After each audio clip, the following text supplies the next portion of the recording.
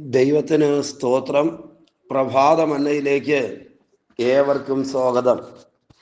ഈ വർഷത്തിൻ്റെ അവസാനത്തെ ദിവസം പ്രഭാതം കാണുവാൻ കൃപയാൽ കർത്താവ് നമ്മെ ബലപ്പെടുത്തി.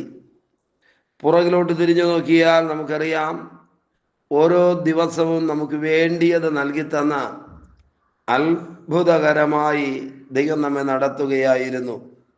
102 സങ്കീർത്തനം അതിലെ 13 വാക്യം വായിക്കുന്നു. സങ്കീർത്തനങ്ങൾ 102:13.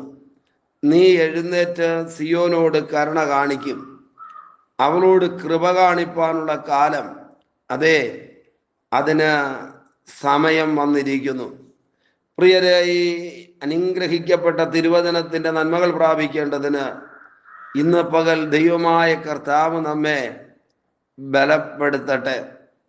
ഈ വാക്യത്തിനകത്ത് എഴുതിയിരിക്കുകയാണ്, ദൈവം എഴുന്നേൽക്കും. നിശ്ചയമായിട്ടും ഒരു പുതിയ വർഷത്തിലേക്ക് കാലെടുത്ത് വയ്ക്കുന്നതിന് തയ്യാറാക്കിക്കൊണ്ടിരിക്കുന്ന ദൈവജനത്തോട് ഞാൻ പറയാം, ഒരു പുതിയ വർഷം ദൈവം നമുക്ക് വേണ്ടി, ദൈവം നമ്മുടെ കുടുംബങ്ങൾക്ക് വേണ്ടി, കുഞ്ഞുങ്ങൾക്ക് വേണ്ടി അല്ല, സമസ്ത മേഖലകളിലും പ്രവർത്തിക്കേണ്ടതിന് എഴുന്നേൽക്കുന്ന ദിവസങ്ങളായി തീരട്ടെ. ഉറപ്പോടെ വിശ്വസിക്കുക, ദൈവം എഴുന്നേറ്റാൽ അവന്റെ ശത്രുക്കൾ ചിതറിപ്പോകുവാനിടയായി തീരും. ഈ വാക്യത്തിനകത്ത് പ്രാർത്ഥനയോടെ സങ്കീർത്തനക്കാരൻ പറയുകയാണ്, നീ എഴുന്നേറ്റ്. ആമേൻ. ഒരു വലിയ ദൈവപ്രവൃത്തിക്ക് വേണ്ടി നമുക്കൊരുങ്ങാമോ? ദൈവകരങ്ങളിൽ നമ്മെ തന്നെ ഏൽപ്പിക്കാമോ? നമ്മുടെ ദൈവം നമുക്ക് വേണ്ടി എഴുന്നേൽക്കുന്ന അനുഗ്രഹിക്കപ്പെട്ട മിനിറ്റുകളായി തീരട്ടെ. അങ്ങനെയാണെങ്കിൽ തുടർന്നുള്ള വാക്കുകൾ എഴുതിയിരിക്കുന്നത്, നീ എഴുന്നേറ്റ് സിയോനോട് കരുണ കാണിക്കും. ആമേൻ.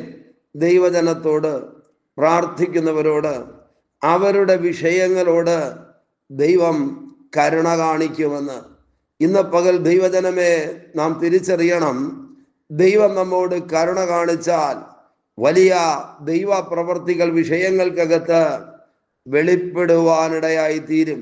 ഒരുപക്ഷെ ഈ വർഷത്തിൻ്റെ ഈ അവസാന ദിവസം വരെയും ഒരു മനുഷ്യനും നിങ്ങളോട് കരുണ കാണിക്കാതെ, ആരും നിങ്ങളെ അംഗീകരിക്കുവാനും കൂടെ കൂട്ടുവാനുമില്ലാതെ ഭാരങ്ങളും നിരാശകളും പേറി ജീവിതയാത്ര തുടരുന്നവരാകാം. എന്നാൽ ഈ വാക്യത്തിനകത്ത് എഴുതിയിരിക്കുന്നു, ദൈവം എഴുന്നേറ്റ് തൻ്റെ ജനത്തോട്, പ്രാർത്ഥിക്കുന്നവരോട്, സിയോനോട് കരുണ കാണിക്കുന്ന ഒരു കാലം ആരംഭിക്കാനായി പോകുകയാണ്. ആമേൻ. നിശ്ചയമായിട്ടും കലണ്ടറുകൾ പുതുതായി തീരുന്ന ഈ ദിവസം ദൈവത്തിൻ്റെ വലിയ ചാപ്റ്റർ നമ്മുടെ ജീവിതത്തിൽ ആരംഭിക്കുവാനിടയായി തീരട്ടെ. ദൈവത്തിൻ്റെ കരുണയുടെ വർഷം. എത്ര പേർ ഹൃദയം കൊണ്ട് ആഗ്രഹിക്കുന്നു, എൻ്റെ വിഷയങ്ങൾക്കകത്ത്, എൻ്റെ ആവശ്യങ്ങൾക്കകത്ത് ദൈവത്തിൻ്റെ കരുണ വെളിപ്പെടുക തന്നെ ചെയ്യണം. പ്രിയരെ, ഈ സങ്കീർത്തനം ഹൃദയത്തോട് ചേർത്ത് വെച്ചിട്ട് പറയാം, കരുണ കാണിക്കുന്നതിന് വേണ്ടി ദൈവം എഴുന്നേൽക്കുന്ന വർഷമാണ് പുതിയ വർഷം. തിരുവചനം നമ്മൾ വായിക്കുമ്പോൾ പുതിയ നിയമത്തിനകത്ത് അനേകമിടങ്ങളിൽ യേശു മനസ്സലിഞ്ഞെന്നും യേശു അവരെ വിളിച്ചു എന്നും, അങ്ങനെ പ്രതിസന്ധികൾക്ക് അകത്തിരുന്നവരോട് യേശു കരുണ കാണിച്ചു എന്നും ദൈവ വചനത്തിനകത്ത് രേഖപ്പെടുത്തിയിരിക്കുകയാണ്. സങ്കീർത്തനക്കാരൻ പറയുന്നത്, ദൈവമേ, നീ എഴുന്നേൽക്കും. എന്തിനാ എഴുന്നേൽക്കുന്നത്? ന്യായവിധി നടത്താനല്ല, തകർത്തെറിയാനല്ല, ഉള്ളതിനെ കൂടെ നശിപ്പിക്കാനല്ല, കരുണ കാണിക്കുവാൻ ആർദ്രതയുള്ള ഹൃദയത്തോടെ, മനസ്സലിവുള്ള ഹൃദയത്തോടെ ദൈവം എഴുന്നേൽക്കുന്ന ദിവസങ്ങളായിരിക്കട്ടെ പുതിയ വർഷത്തിൻ്റെ ഓരോ സെക്കൻഡുകളും. അതിനകത്ത് എഴുതിയിരിക്കുകയാ, നീ എഴുന്നേറ്റ് സിയോനോട് കരുണ കാണിക്കും, അവളോട് കൃപ കാണിപ്പാനുള്ള കാലം. ആമേൻ. ഒരു കാലത്തിലേക്ക് വിരൽ ചൂണ്ടിയിട്ട് സങ്കീർത്തനക്കാരൻ പറയുകയാ, ദൈവമേ, ഇത് തള്ളിക്കളയാനുള്ള കാലമല്ല, ഇത് ഓർക്കാതിരിക്കുവാനുള്ള കാലമല്ല, ഇത് ശിക്ഷിച്ച് തകർക്കുവാനുള്ള കാലമല്ല. ഞങ്ങളുടെ ജീവിതത്തിൽ ഒരു പുതിയ കാലം ആരംഭിക്കണമേ. ആ കാലം കൃപ കാണിപ്പാനുള്ള കാലം. ആ വാക്യത്തിനകത്തുള്ള 2 പദങ്ങൾ ഹൃദയസ്പർശിയാണ്. ഒന്ന്, കരുണ കാണിക്കണം. 2, കൃപ കാണിക്കണം.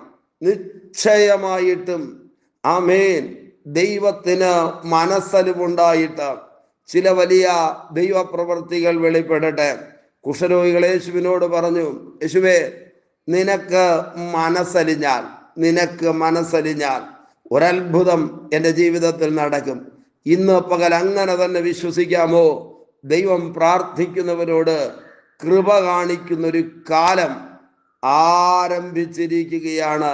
നിശ്ചയമായിട്ടും കർത്താവിൻ്റെ ബലമുള്ള കരം നമുക്ക് അനുകൂലമായി നീളട്ടെ. തൊട്ടടുത്ത പദം എഴുതിയിരിക്കുന്നു, അതിന് സമയം വന്നിരിക്കുന്നു. ഏതിനാ സമയം വന്നിരിക്കുന്നത്?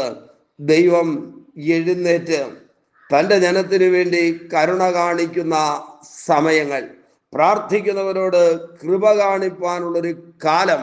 സങ്കീർത്തനക്കാരൻ പറയുകയാ, അതിനുള്ള സമയം വന്നിരിക്കുന്നു എന്ന്.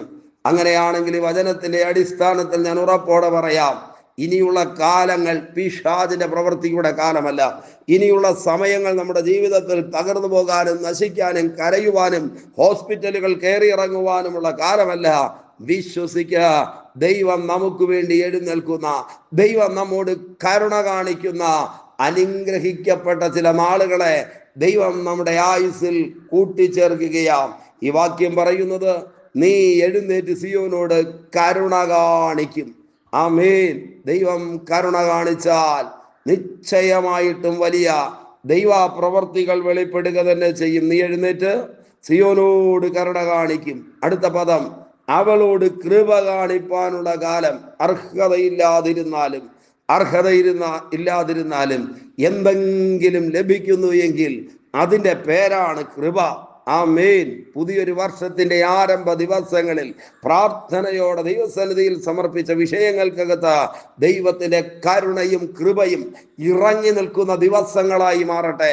നിശ്ചയമായിട്ടും ഇന്ന് പ്രഭാതത്തിൽ ദൈവം ചിലത് ചെയ്യാനായി പോകുകയാണ്. ഈ വർഷത്തിന്റെ അവസാനത്തെ ദിവസം പ്രഭാതത്തിൽ നിശ്ചയമായിട്ടും ദൈവത്തിന് തന്റെ പ്രവൃത്തിയെ വെളിപ്പെടുത്തുവാൻ കഴിയുമെന്ന് നാം തിരിച്ചറിയണം. അതാണ് സങ്കീർത്തനക്കാരന്റെ പ്രാർത്ഥന. നീ എഴുന്നേറ്റ് സിയോനോട് കരുണ കാണിക്കും, അവളോട് കൃപ കാണിപ്പാനുള്ള കാലം. ആമേൻ. അതേ, അതിന് സമയം വന്നിരിക്കുന്നു.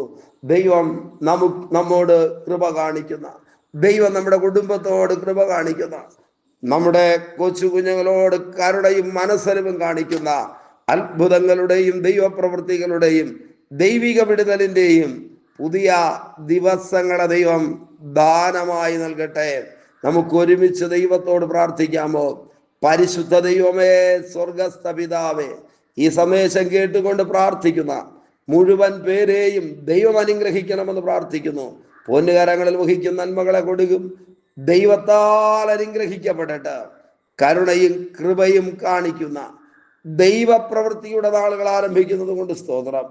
അധികാരമുള്ള യേശുവിന്റെ നാമത്തിൽ പിതാവേ, ആമേൻ, ആമേൻ. Okay, God bless you. ദൈവമായ കർത്താവ് എല്ലാവരെയും ധാരാളമായി അനുഗ്രഹിക്കട്ടെ. ആമേൻ, ആമേൻ.